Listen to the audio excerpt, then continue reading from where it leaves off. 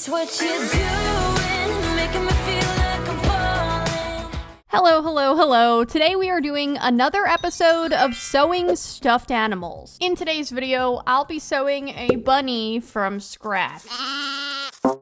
Before we can get started doing anything, I have to sketch out the rough shapes that I'm going to be cutting out of my fabric. Although it might look to you like I'm just guessing, there are actually a lot of very precise mathematical guesstimates of how things should be. I kind of know roughly how things are going to fit together, but I'm not an expert at making sewing patterns. A pattern is an instructional template that shows you exactly the shapes you have to cut out and where you have to sew things together. So my template includes all of the different body parts and shapes you need to create a bunny. At this point, I've made a few stuffed animals on my own, and I think I've learned something almost every single time I've done one of these videos. Not quite sure exactly what I learned, but I seem to be improving. Oh wait, here's one thing I learned. When you make the legs, it's best to just trace the original legs that are attached to the body, because then they'll be the same shape. After I was done sketching out all the various body parts, it was time to cut them out of the paper. You'll notice that I had to draw this on 2 separate sheets of paper. I don't know what happened. Maybe I drew the body parts larger than before, maybe the bunny is just composed of more parts, but I could not fit this all on one sheet. So that I can recreate this in the future if I want to, I decided to copy them all in my scanner, and it had to be on 2 separate sheets of paper. It's so sad. And now we're taking out our fabric. As promised in my thumbnail, today's video will involve pieces of clothing like socks and hats, and we're going to be turning those into stuffed animals. I would consider this a challenge because it's a lot harder to sew a stuffed animal out of an earmuff or a hat and a sock or some scarves than it is to sew it out of a big piece of fabric. The main difficulty comes from the fact that there's way less fabric, but the secondary difficulty is that everything I bought here is actually from the Dollar Tree, so the fabric is not the best quality. I've chosen to turn the furry white scarf and the pink sock into my bunny. There were definitely some fun color combination options, but I felt like for my first bunny, pink and white is the way to go. The first thing we're dealing with is this white scarf. So it is double layered, but it has a layer of white felt underneath. So at first I decided to cut that white felt out because honestly, I hate ripping seams. However, I realized that the seams ripped so easily. Basically, I was able to break the white thread that was connecting that felt and just totally separate the furry piece from the felt piece. I'm gonna take this white felt and just put it to the side and maybe save it for a different project. For the white scarf, we have a very long but thin piece of fabric. My pins have some leftover fur from the elephant. I decided this tail gusset was useless, and then I started trying to pin all of these pieces to a very small area of fabric. Some of the body pieces only required 1 layer, but most of them, like the head and the ears, it requires multiple pairs of the fabric. It took me a while to properly place everything. I thought I wasn't gonna have enough fabric, and this is all I was left with. Just scraps. I literally used the whole scarf. I also wanted to incorporate some of my pink fuzzy socks, so I decided to use those for the inside of the ear as well as the bottom of the foot. So I cut those last pieces out of the sock, and here we have all of the pieces that are going to make up this bunny rabbit. And I'd like everyone to note that yes, I do have a tail. Last episode, I did not put a tail on the elephant due to some complications, and everyone was not happy. Because this bunny rabbit is going to be mostly white, I am threading my bobbin with white thread. Looks good to me. And then I'm just putting the bobbin underneath the sewing machine. If you don't know how a sewing machine works, there's 2 areas where thread come out, on the top and on the bottom. And the bottom is where the bobbin is located. After all of that prep work, we're finally ready to start sewing. I'm going to be starting with the head and the head gusset. I like to sew from the nose to the back of the head. Sewing the left and right sides of the head to the head gusset will create the beginnings of a bunny rabbit skull.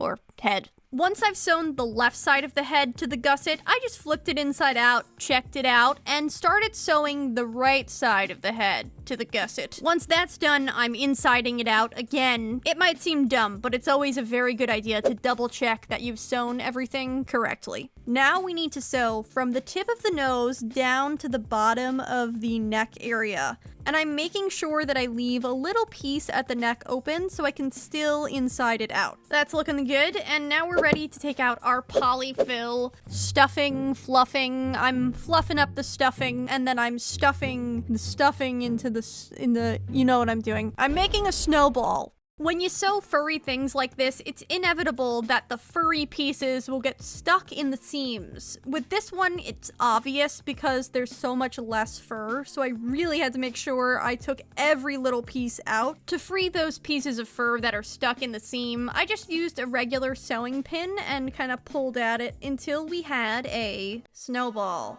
A snowball that needs a face. I have this kit that I got on Amazon. It has a bunch of different eyes and noses and all different things. Well, mostly just eyes and noses. They come in different colors is my point, and I have chosen a pink nose for this bunny rabbit. Since the inner ear is going to be pink, I thought this would be cute. Adorable. The next thing we're sewing are the ears. So we have 2 ears, meaning we have 2 pairs of white and 2 pairs of pink. I'm pinning the pink to the white, and then we're gonna sew around this very long oval. It was important to me that the bunny had long ears because that is always the cutest way. I insided the ears out, and then I took out something that is a request. People make many requests, and I don't always do all of them, but I try to sometimes. It was asked of me that if I ever make a bunny rabbit, to add some type of wire to the inside of the ears so we could manipulate the ears around and make some funny expressions.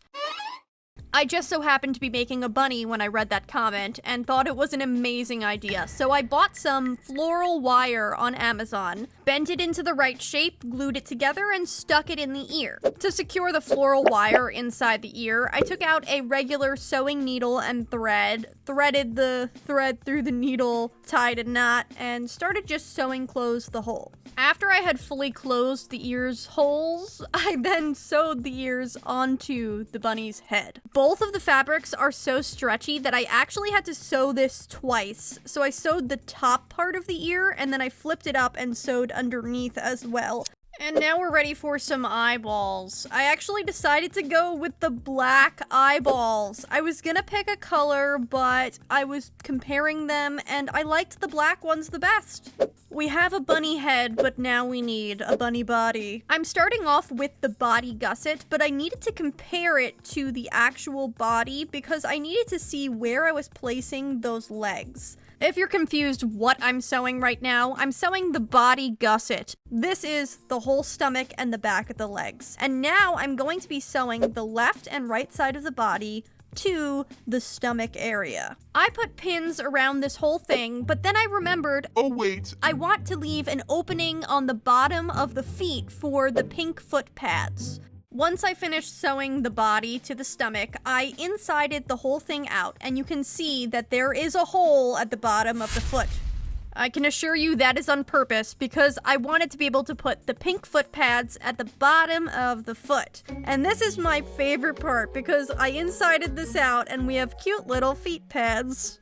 The body is just about done. We just need to sew from the top of the neck to the bottom of the butt. I did leave a small opening at the neck so that I can inside the whole thing out, and we can now stuff it with some polyfill stuffing. I stuffed the body totally with my polyfill that I had fluffed ahead of time, and now we're ready to create our tail. You notice the tail has a weird curvature, but I actually just cut it out as an oval. I realized giving it those, bumps was kind of useless, so I didn't end up doing it. Once the tail's done, it's time to assemble our bunny. This is my favorite part, maybe, of making stuffed animals, because this is when everything comes together. Last episode, I made an elephant, and I was struggling really hard with trying to figure out how to make the elephant sit. But this time, I actually drew it so that it would be sitting.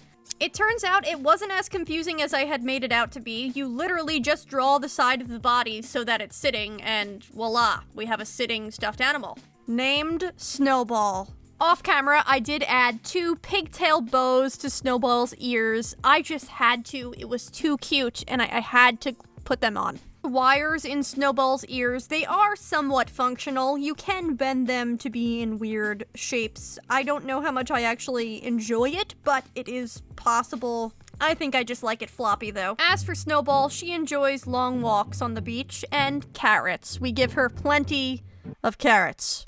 If you want to see more stuffed animal videos like this, I do have a playlist for that. It's in one of these 2 boxes. Thank you so much for watching, and I'll see you next week for another video. Bye!